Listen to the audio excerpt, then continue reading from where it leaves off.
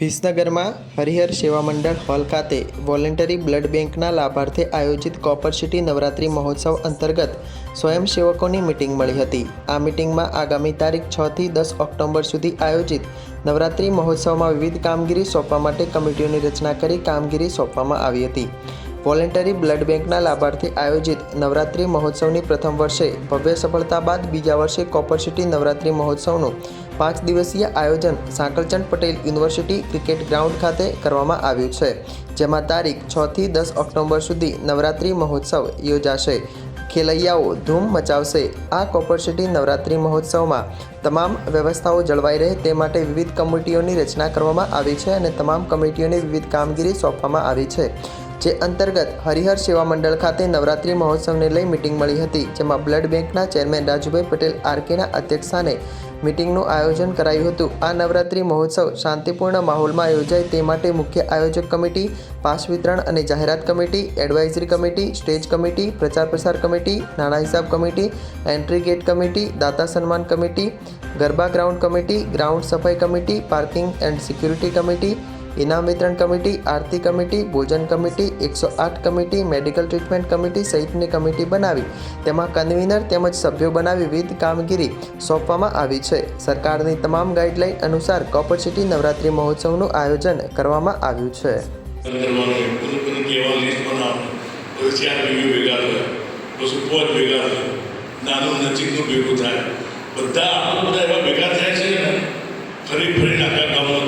આ સંસ્થાને ખરેખર રોજ એક મેસેજ એક કાર્યકર્તા દાતા કાયમ નહીં લાવો, અમને તો આનંદ એ વાતનો છે કાયમ સામે એટલે બધા આપણી બ્લડ બેંક આપણી બની રહી છે, આપણી ગામની છે, આપણે બધા એના સાક્ષી બનવાના છીએ સારા કામના।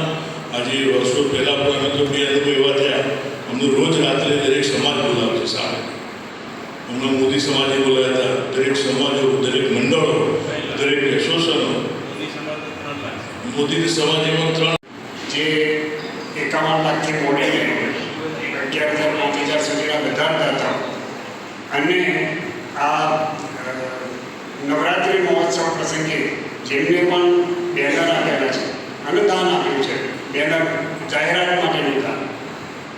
આ સિવાય આપણે 5 દિવસ જે નવરાત્રિ આપણે કરી રહ્યા છીએ એમાં આપણે દરરોજ અલગ અલગ ગેસ્ટ બોલાવવાના છીએ। એમાં 5 દિવસના ગેસ્ટનું બોલાવવાનું આયોજન કોણ કયા દિવસે આવશે એ બધાને કાલે એક કોર કમિટી જે હતી એ મળી અને બધાને ટેલિફોન કરી અને બધાને કન્ફર્મેશન લઈ લીધું છે। એ પ્રમાણેના કાર્ડ બી છાપવાનું કરી દીધું છે આગળ કાર્યવાહી, અને એટલે એમાં અને એવરેજ ડેલી 4 થી 5 ગેસ્ટ આપણે આવવાના છે અને આ દાતાઓ અને આપણા જે બેનર્સવાળા દાતાઓ એમ બધાનું સન્માન અમુક દાતાઓનું સ્ટેજ ઉપર, અમુક દાતાઓનું સાઈડનું આપણું જે સ્ટેજ હશે એ સ્ટેજ ઉપર, કારણ કે બધો સરવાળો આપણે કરીએ તો એપ્રોક્સિમેટલી 200 દાતાઓ થાય છે। સતત બીજી ગરબાના આયોજનનું આયોજન આપણે કરી રહ્યા છીએ। પ્રથમ સફળ થઈ એ તો આખું ગામ સાક્ષી છે અને વિસનગરના ઇતિહાસમાં સૌથી વધુ સંખ્યા એક સાથે ગરબે ગાયો એવો પ્રથમ ઇતિહાસ ગયા વર્ષે થયો હતો અને એનો રેકોર્ડ કોપર સિટી નવરાત્રિ આ વખતે તોડવાની છે એ નક્કી છે। કારણ કે અત્યારે જે માહોલ ટિકિટોનો વેચાણનો અને જે વેપારીઓનો ઉમંગ છે ને એ પ્રમાણે આ વખતે પણ સંખ્યા એટલી જોશમાં રહેશે અને પાસની શોર્ટેજ થવાની છે। સતત 6, 7, 8, 9, 10 ઓક્ટોબરે આપણું જે આયોજન થવાનું છે એમાં આજે સ્વયંસેવકની જવાબદારી આપણે સ્વીકારવાની છે।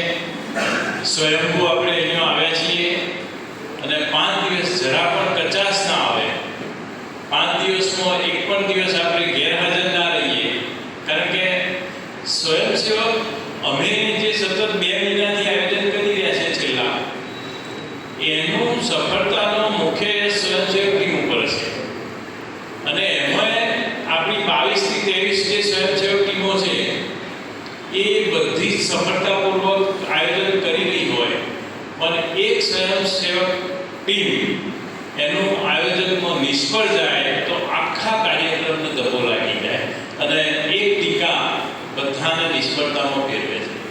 એટલે કોઈ ટીમની જે જવાબદારી છે આપણે પૂરી ખંતથી લઈશું.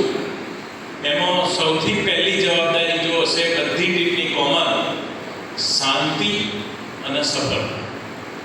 આપણું જ્યાં જ્યાં જવાબદારી આપી છે એ જવાબદારી માથે બરફ રાખી અને શાંતિપૂર્વક નિભાવવાની છે.